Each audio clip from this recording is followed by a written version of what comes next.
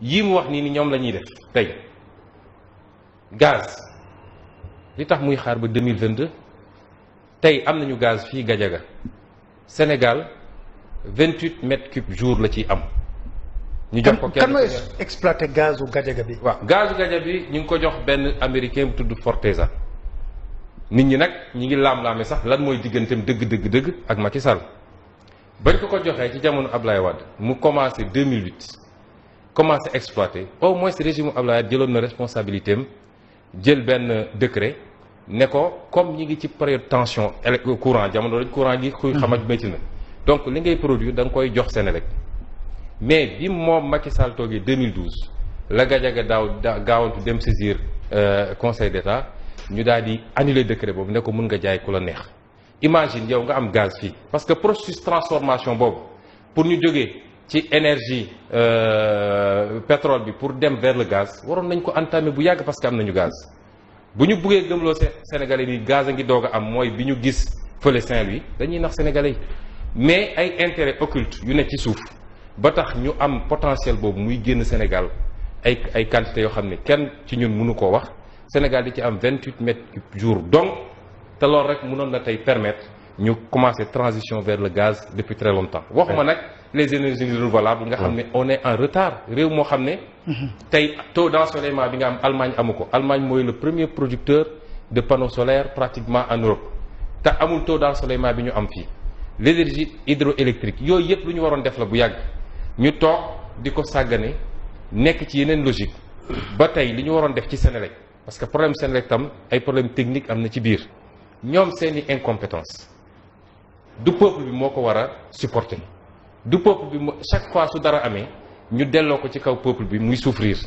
peut-être ñoom yéeguñu ko parce que ñoom ñi ngi seen gundaandaaj ñi ngi yor ay milliards yor xaalis bu dul jeex xamuñu sax lu courant di jar mais imaginez le petit peuple comme on dit entre guillemets koo xam ne yaa ngi am salaire u 250 000 300 000 ñu war la andil facture courant boo xam moom rek mat na 100 000 francs ci loo xam ne lu ñu waroon régler la bu yàgg su doon compétence am na ak su doon li mu waxoon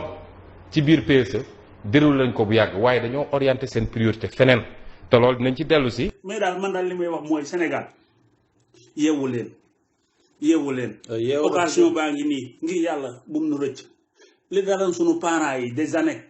80 70. année 60 ca Mamadou Dia wala année 70 ca Cheikh Anta Diop ngir yàlla bu mu nu dal ñun ñu koy réccuwaat sunu doom yi daanoo sunu parents yi. parce que tamit ñu ngi ci onnue bi Sonko mi bu nu rawee yàqu na. non yàqu na voilà lu leer laa leen wax. te xam nga tey ñun suñu parents yi sax bi ñu fóotee sax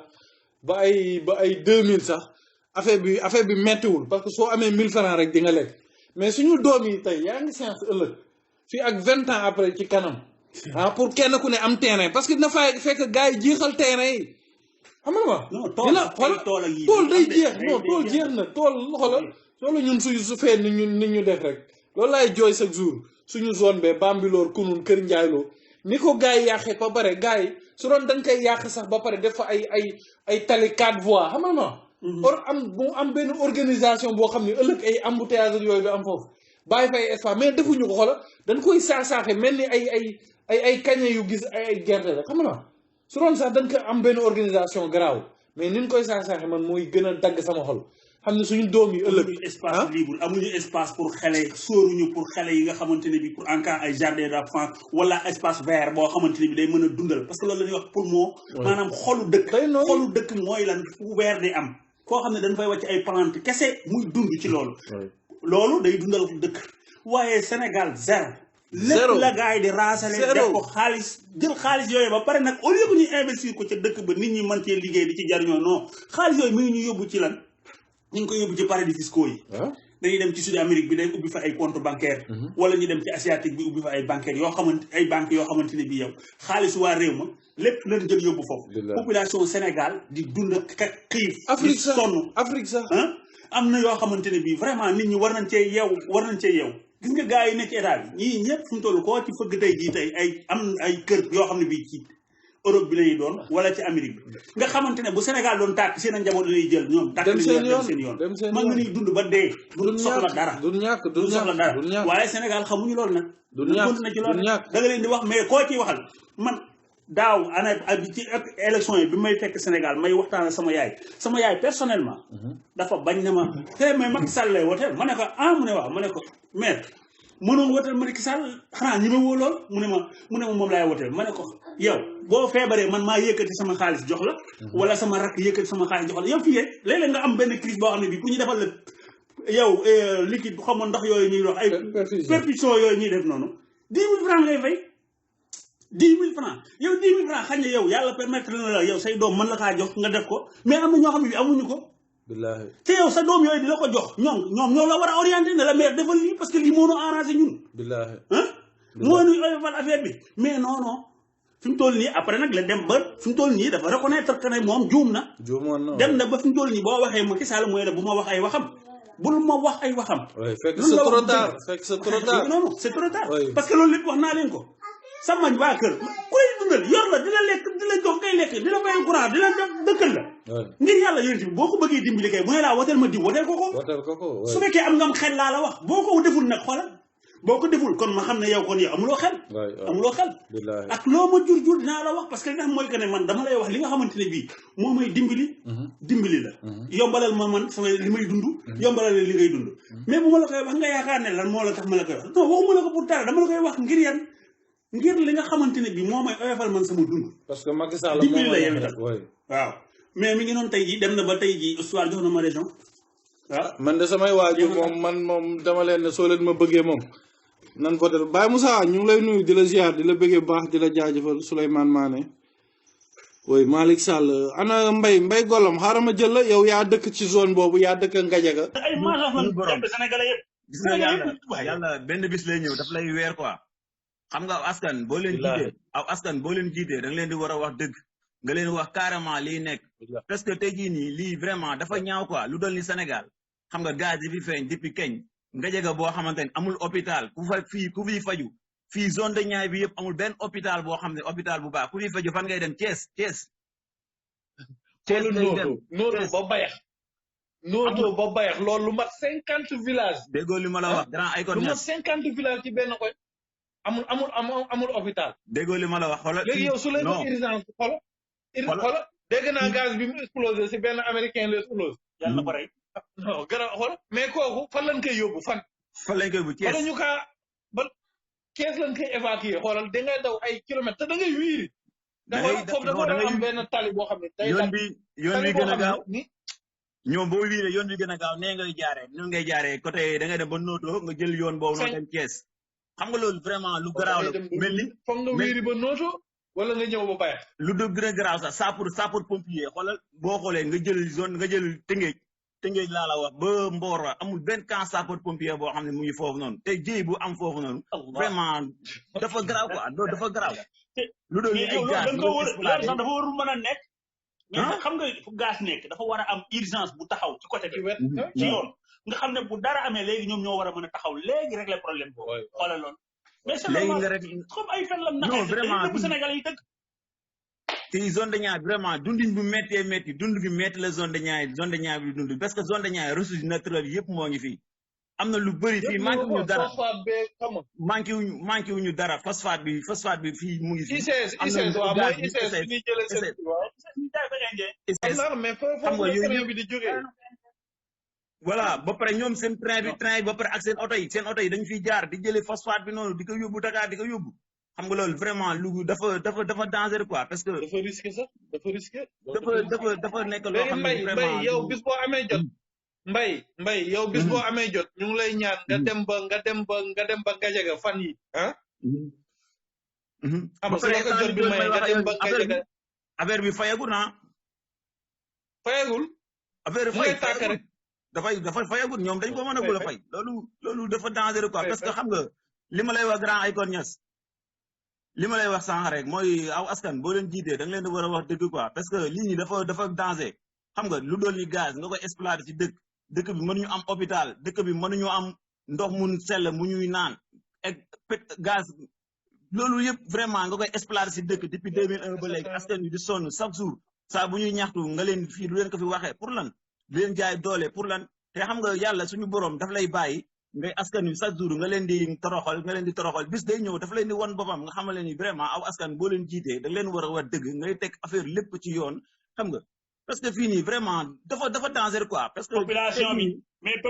population Sénégal am nañ ci responsable. gars yi na yaatu non population Sénégal am population bi ñu jóg parce que déggul parce que il faut ñu def li Mali il faut ñu def li Mali parce que ñii ils ne sont pas responsables quoi ñoom normal lañu quoi gars yi ñii waruñu yor Sénégal ñii waruñu yor normal Sénégal parce que tey jii nii wala boo xoolee population Gadiaga bi ñoom dañ doon jóg chaque jour di manifester am na manifestation bu ñu fi defoon am na manifestation bu ñu doon organiser am na manifestation bu ñu doon organiser ñoom dañoo xëy rek gars yi xoolal gars yi taxaw jëpp dëkk bi fees dal ak ay jeunes xam nga loolu noonu vraiment loolu nekkul loo xam ne ay responsable parce que ni bu ñu amee lu leen ñàkk loo xam ne daf leen ni metti ñu koy kaas loo xam ne dafa nekk seen dëkk xam nga loo xam ne dafa nekk danger boo xamante ne nii dañ see war a jóg ñu taxaw ci vraiment régler ko xam nga lii nii lu dool ni gaz boo xoolee dëkk bi gaz bi fii benn teen bi fi mu tàkkee noonu ak am na benn dëkk boo xam madul sax 100 kilomètres 100 mètres quoi xam nga loolu dangereux la dëkk boobu da ngeen war non déglu la xoola nee naa leen fi gaz bi nekk soo taxee 500 mètres am na ay kër yoo xam ne amuñu miir pap ay kër yu nekk ñax la Saga Macky Sall toi tu es un couillon yow mbaam nga yow tu es un grand vipère yow mbaam nga doo nit ay nit dénk la seen alal nga yor ay milliards jàmbur Macky nga di ci social comme ni ko gars yi di waxee ay milliards sénégalais yi nga leen di sànni ay pepp dugub tëdd ci alalu sénégalais yi nga naan ñu wala bu leen mer ne soyez pas envieux mais Macky tu es un imbécile mais tu es un imbécile yeewu leen mais on est dirigé par un délinquant il nous dit ne soyez pas jaloux Macky nee na bu leen ne soyez pas envieux bu leen soxor bu leen non Baba Aïdara dafa bàyyi dénoncer Baba Aïdara ak Mout Ban ak gars yooyu ñoo yem Baba Aïdara il a utilisé le document Petro-Tim ndax na nag ay xaritam am na fi ay xarit Amérique gars yi duñu ay journalistes waaye ndax na xaritam yi parce que dañu àndoon benn groupe doomu aadama bu bari même Mati Trois Pommes elle faisait partie du groupe nañ ko waxte de Mati ndeysaan ñi doon liggéey ak Baba Aïdara pour dénoncer affaire Petro-Tim bi Sénégal ci la bokk extraordinaire mu nax leen ñoom ñëpp daf leen duut parce que Baba Aïdara quand il a dénoncé l'affaire Petro-Tim Baba Aïdara même bi Idrissa Seck ñëwee fii ñaan na kii ak moom Baba Aïdara dem na ci Karim Wade dem na fu ne moom dafa doon lambaatu di wut xaalis di wut fu ñu ko joxee somme bu takku xam nga Baba dawalkatu taxi la Amérique Baba Aïdara c'est un conducteur de taxi ici aux États-Unis moo tax keroog ndeysaan bi mu defee vidéo bi mu ne moom du wax ak affaire yi parce que moom li muy wax lu rëy a rëy la mu ne du wax ak livré katu nokkos wax na dëgg de man damay livreel sama jabar nokkos xam nga lu tax parce que j'ai marié une femme pour 20 ans mosul liggéey imaginel nga takk jabar ñaar fukki at nga ne ko doo liggéey toppatool ma samay doom mu lay toppatool ay doomam nga ne ko créer société assaisonnement ma jàppale la ci Baba Aïdara j'ai pas de honte sur ça mais crois-moi xam nga bu ma la waxee dara Baba oto bi may dawal bu ma ko dawalee ba dem livrer nit ñi seen assaisonnement yenn saa yi dañuy gestu mi ñu ne mais attends kii daf ñu yab xanaa kii naka ngay dawalee oto bu luxe bu mel nii nga ñuy ñëw di livrer assaisonnement Baba chauffeur taxi la moi j'ai jamais conduit un taxi New York laa nekk Amérique laa ne laaj leen gars yi ñu wax leen ne leen Tunkara lu muy liggéey ils vont te dire de toute façon Baba c'est un conducteur de taxi Baba dóor na benn jël Angleterre jël 10 000 euros nax ko ne da koy wutal kayitu Amérique sërëm on a tous les preuves Baba bi mu dóoree ba pare dajale dajale Baba xool lamb na ci Karim Wade lamb na ci Idi fu mu dem daal day lamb xool xaalis ndeysaan Sonko le pauvre il n'a pas d'argent Sonko n'a pas d'argent à partager son cœur est mignon Sonko est excellent Baba Aïdara daal dem ñu jox ko xaalis ba pare boo leen fàttale ko après mu dem Sénégal commencé blanchir Aliou Sall waaw Aliou Sall li gars yi di waxtu dëgg c'est lui qui a sorti, c'est la même personne qui a sorti les documents hein. Et toutes les choses se sont aggravées ñu jox ko ci ndeysaan alal bu takku ñu ne ko génnal nga démentir comme ça s'est passé avec Idrissa Seck au CESE xam nga Idrissa Seck moo fi doon génn di dénoncer 16 léegi Macky Sall def ko fa président li mu doon dénoncé ñu jël ko fal ko fa mais c'est fini xam nga kan moo may wax lii benn maire bu màgget bu nekk suñu kër elle a 80 ans mu ne ma yëg nga li Idrissa Seck def ma ne ko lu mu def mu ne xoolal ma moom ndeysaan li mu doon dénoncé Macky Sall fal na ko fa maire bu am 80 ans daanaa leen Sénégalais yi dofatuñu ma ne yéen vraiment vous aurez des problèmes Baba Aïdara jot na koppar Baba Aïdara jot na ay terrain Baba Aïdara jox nañ ko xaalis bu takku vidéo Mahélie Johnson boobu vidéo BBC bi daf ko déclaré de sama Facebook bi Baba Aïdara report na ko report ba son fi mu ne nii bu ma génnee tey tamit dina def 20 report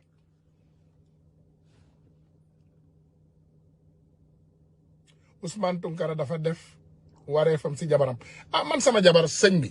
man sama jabar mooy sama or mooy sama jama benn jabar laa am ñaar fukki at ñu ngi nekk mu jural ma ay doom yu barkeel macha allah ay doom yu taaru ne li ma leen di wax toujours la sama taaw bu jigéen mi ngi jàng liggéey maanaam macha allah daal mais je garde ma famille privée parce que comme ay dëmm dañoo am ci réseaux sociaux yi léegi dinaa bàyyi gars yi tranquille temps yi ndeysaan dañuy wax ak ay kilifa ñu naan ñu amee votre famille bàyyi leen ci xeex bi yéen ngeen xeex parce que tamit ñoom laajuñu pour nekk fi mais Baba Aïdara a reçu sa part du gâteau bi mu jotee paaram ci gâteau bi Baba Muut la tudd bu ko kenn neeti Baba Aïdara Baba Muut Baba c'est fini ne parle plus Baba ne parle plus xanaa Mati invité ko Mati dégg naa ko démb mu koy téléphoné pour invité dañ ko bëgg a fësalaat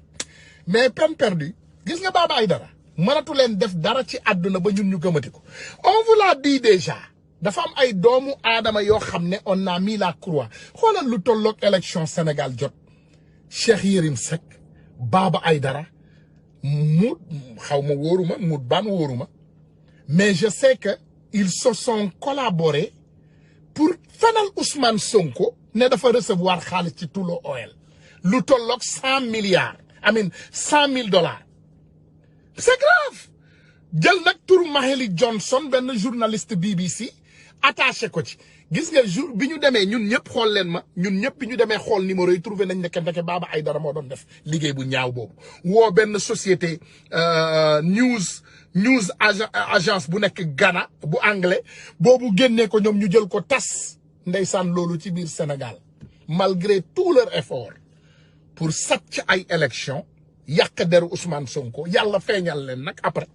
ñoom ñëpp ñu lakkatu comme ay janax man ngeen jéggal ma moi je ne négocie pas avec un imbécile xam naa doomu sénégalais yi li ngeen di bëgg man may def moi je suis am wrong fa daal ngeen di bëgg voilà please bul wax non bul wax non bul def non je ne fais pas ça man du ma suturaal sàcc man du ma suturaal fenkat du ma suturaal workat dañu nekk di xeexal suñu réew ay at yu bari benn doomu aadama ñëw def ñu jikko bu salte Baba Aïdara du journaliste quand même il est quelqu'un qui cherche des informations comme man day wut nag ay information ba mu am lu ko leer ndeysaan mu wax day wut ay il est bien informé ba am na sax ay carte de presse pour dugg ci yeneen béréb yi parce que mën nga def loolu tu n'as pas besoin d'avoir le diplôme de journaliste pour am yeneen carte de presse déedéet soxlawuloo ko da ngay jël yenn classe yu teg some classes après nga jot ay carte nga mën a dugg fay dugg amul benn doomu aadama ci yéen bu Baba Aïdara mën a woon diplôme il parle bien il est très pertinent en communication mais saay la jaay na sénégalais yi Macky Sall ak Alioune jox nañ ko wàllam il nous a vendu c'est un vendu Baba c'est un traître il a pris xaritam yi nag ñu ngi naqarlu xaritam yi yëpp a ma mere xaritu Baba yi fi mu toll nii rastamaan yeeg borom ndel yeeg dof yi ñoom ñëpp a ma mere jigéen ñi góor ñi ñoom ñëpp est-ce que Mati sax xawma mere tuuti parce que temps yi gis naa ne David Gueye la jël vous connaissez David Gueye non ce soulard crapaud qui habite là-bas en Italie balaa muy live sax il faut mu xam lan laa wax démb pour mu mën a génn moom pour mu génn sax il faut mu jël sama benn live bu baax mu étudier ko waa Tunkara wala nga toog sa biir oto nga naan Macky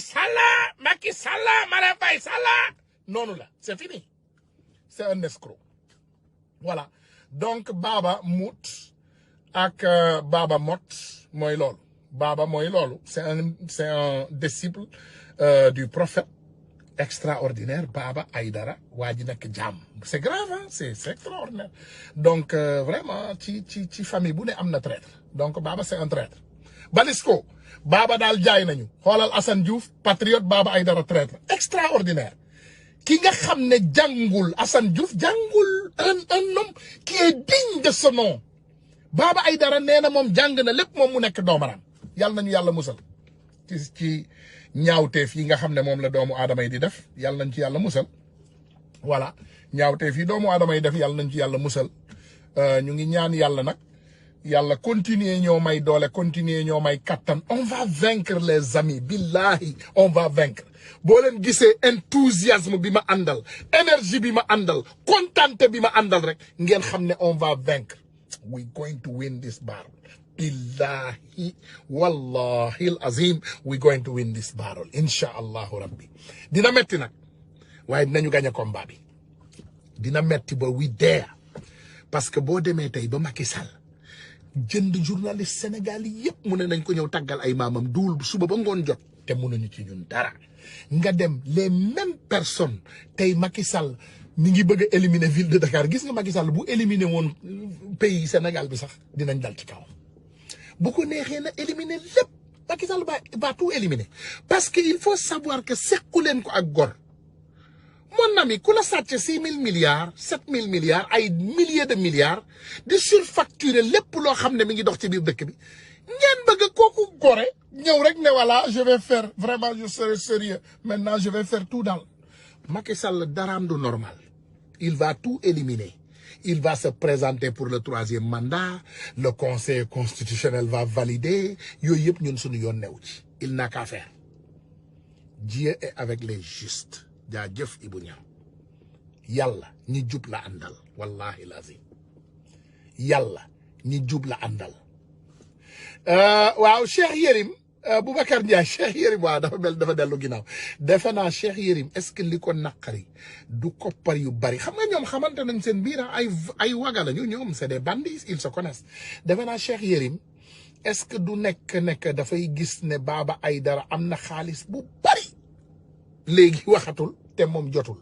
wala li mu jot doyu ko ñoom noonu la ñuy def ñoom pour bu ñu génnee dañuy ni ñuy def dañuy préparer wu comme benn Tunkara dañuy wutal seen bopp tur Tunkara Mamadou Sy Tunkara dañuy wutal seen bopp tur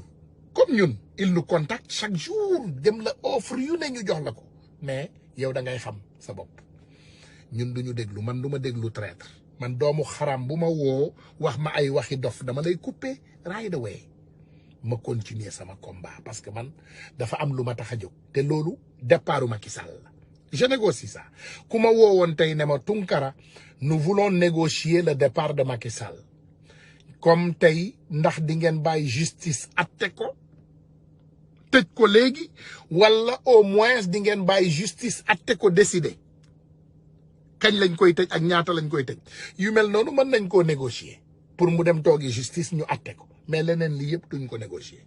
le Sénégal n'est pas à négocier laaj leen gars yi Marème Faye Sall bi mu fi ñëwee bëgg ñëw woo pour négocier laaj leen li xew allez demander les vidéos sont là benn doomu aadama bu ñàkk jom moo génnoon dem wax ak moom et cette personne ba léegi waxtuma ak moom téléphone il m'appelle je le prends pas il me sollicite je ne le prends pas du ma wax ak moom te pourtant du membre APR mais amatuma dara loo xam ne dinaa wax ak moom parce que c'est un traître soxlawul waxal boo xamee jaam danga koy jël nga witti ko nga sànni ko fële nga xam ne kooku jaam la du baax ba àdduna tukki am na ku ma ne nag Sénégal on a acheté tout le monde déedéet on n'a pas acheté tout le monde, on a acheté ceux qui sont achetables.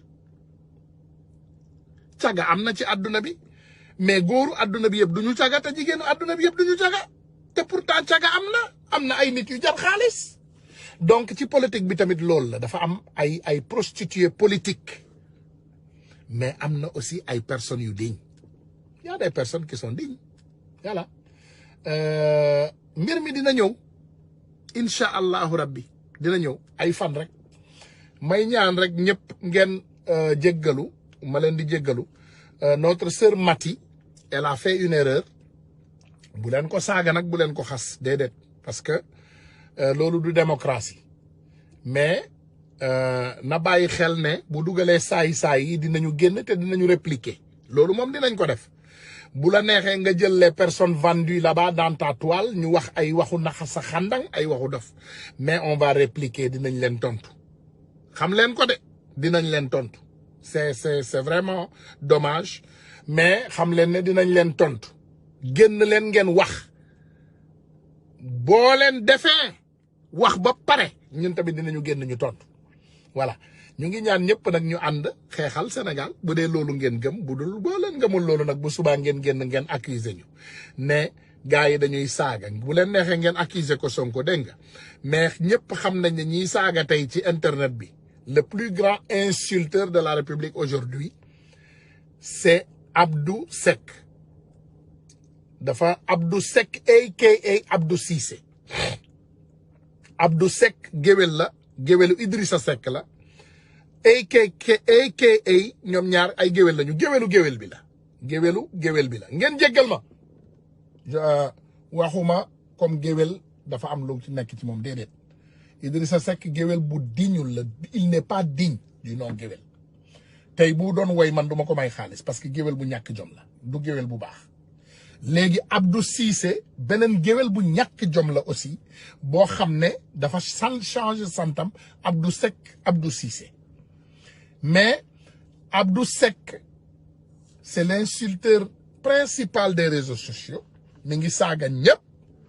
parce que tout simplement ndeysaan bi mu mettee bi àddina mettee Idrissa Seck moo ko jëndal billet yóbbu ko bitim réew mu tukki dalal ko léegi moom pour fay Idrissa Seck ay saaga lay def buggul ku laal Idrissa Seck day lay saaga ba nga rab boo waxee ci Idrissa Seck dina la saaga suba ba ngoon jot pas sama genre gi man xaw ma daf ma ragal xaw ma daf may laalee bant bu gudd parce que man duma leen may dara man duma may kenn dara xam ngeen ma mais day saaga nit ñi day génn suba ba guddi jot di saaga nit ñi moom ak dëmm ba la nekk ci beneen dëkk ba xam ngeen ki may wax mooy dëmm bi yor tànk puune yi tànk yi dañoo weex tal def nii taat bi tap kanam gi mel ni dëmm xam ngeen ki may wax tudduma tur na xam ngeen dëmm bi may wax dëmm bu jigéen bi voilà ñoom ñooy saagakatu réseaux sociaux yi dañuy génn di saaga nit ñi ci réseau bi suba ba ngoon jot parce que ils ont bouffé xam nga ku màcc tàngalu buur wax lu neex buur wax nañ leen ko on vous l'a dit et bàyyi leen ci xel ku màcc tàngalu buur di nga wax lu neex buur ku màcc tàngalu buur dañuy jëli ay xale yu góoru ay góoru mbootaay indi leen ñu leen di saagaal ay góoru mbootaay la ñuy dajale yu bari indi leen ñu leen di saagaal man moom xam ngeen ma duma lebal kenn dara maa ngi leen di xaar je vous l'ai dit saa boo leen jàppee seeni ay vidéo ñuy saaga rek yónnee leen ma vidéo yi ma ñëw faj leen c'est des imbéciles yaruwuñu amuñu teggin xamuñu seen bopp adduna bi kenn daf fee mën a manquer respect kenn vous les imbéciles là ngeen yaakaar ne nous on ne peut pas se protéger vous êtes malade vous êtes des cons ay dof ngeen voilà ma ne beneen affaire bi Thierno Alassane Sall dafa wax lu am fayda lu am ful la nitu Idi yaa ngi pété ay câble fu nee na ñaari Idrissa Seck bu amoon Sénégal yàqu yoo Thierno Alassane Sall nee na benn Idi rek doy na ci biir dëkk ñaari Idi bu amee ci dëkk Sénégal toj mais ça c'est extraordinaire ah nit ñi nekk di campagne opposition bi nekk di dajaloo di liggéey di wax di préparer Idrissa Seck le vendu le traître a vendu toute l'opposition pour ses intérêts personnels ay Sénégal tey yàlla yàlla nañu yàlla musal ci Sénégal voilà gars yi comme ni ma ko waxee yéen a seede ngeen wax naa li ma war a wax yëpp defe naa Mati suñu sœur bi dégg ngeen kenn indiw fi ay saaga bu subaa nag incha allah di nga gis ñu commencé génn di daanu rab Tunkara daf ñu saaga ak Tunkara dégg naa da ngeen ma saaga wuñ fi on vous a dit Ousmane Sonko ku ko laal nous on est solidaire avec lui dinañu dal sa kaw ku ko laal dinañu génn ñu wax dëgg bi ku ko laal dinañu wax dëgg bi elle voilà Cho Kadam voilà tu as vu mu bàyyi kooku Sonko ñu koy traité de tous les noms de chat te tey ñun bu ñu waxoon loolu Mati mu rey boppam su ma toogoon ci live bi tey di comparer Mati kii ak kële di ko comparer day rey boppam fa lay jooy day jooy jigéen la elle est faible mais nañu comprendre rek que c'est notre sœur te vraiment quoi qu'elle en soit yàgg na ci xeex bi te vraiment elle fait du boulot extraordinaire yenn saa yi sama genre gi rek ñoo koy déranger mu jël ñu di ñu sànni ci suufu bus bi amul problème xam nañu lépp on connaît tout c'est que dañu loolu man daf ma sonalul rek parce que Sénégal ce qui nous fatigue c'est que dañuy personnaliser mbir ba mu ëpp te man moom je ne suis pas dans des affaires personnelles voilà je préfère partager avec tout le monde je préfère que ñu wax ci Sénégal moo ñu ñor te loolu rek moo ñu intéressé te duñu bàyyi kenn nag mu jalgate li ñu ko voilà les vendus on vous connaît te dama leen di wax benn secret képp koo xam ci yéen am nañu ci yéen seeni secret journaliste yi laay waxal de xam nañu seen lépp yéen ñi dëkk Europe xam nañu lépp xam nañu lu leen fi indi loo leen di lijjanti loo leen di dox ñi nekk Sénégal xam nañu seen lépp gis nga comme ne leen nekkee vayu di ànd ak pouvoir boobu di yàq Sénégal noonu lañ leen xamee on vous connaît de on connaît vos relations on connaît vos amis on connaît vos situations donc ngir yàlla ak yonente bi faites attention faites gaffe voilà wa asalaamualeykum wa rahmatullahi wa barakatuhu incha allahu rabbi nañu joxante rendez-vous suba balaa booba ñaan nañu yàlla suñu frère Assane Diouf nekk këram voilà Assane Diouf nekkal sa kër te nekk ci jàmm te président Ousmane Sonko yow it na nga nelaw te xam na sa défenseurs yi duñu nelaw benn yoon et on est féroce bul tontu ay dof nag ñaan nañ la parce que yow tamit yenn saay bu gaa yi tëllee rek il faut ndeysaan xol bee baax il faut nga dindi tuuma waaye teguñu la tuuma alhamdulillah parce que xam nañ ne doo sàcc léegi comme amuñu lu ñu wax xam nañ ne doo fen comme amuñu lu ñu wax fenkat lañ la traité ak comédien parce que Sénégal kuy wax dëgg ku ne comédien nga moi on me traite de comédien on me traite de voleur et comédien Sénégal mooy loolu ñoom bu ñu amul dara loo xam ne mën nañ la ko rapproché dañ lay traité de comédien voilà donc wa asalaamualeykum wa rahmatullahi wa barakatu